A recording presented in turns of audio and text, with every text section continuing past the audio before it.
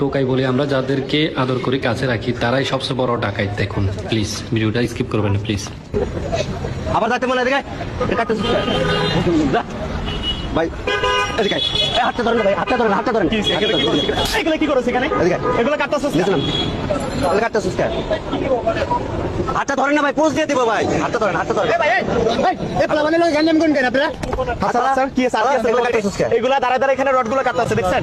এই যে দেখছেন এগুলো কি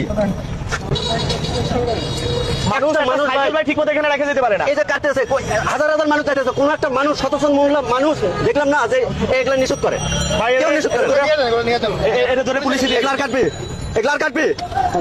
আবার আবার আবার ঝাঁকি মারস তুই, আবার ঝাঁকি মারস মানে কি?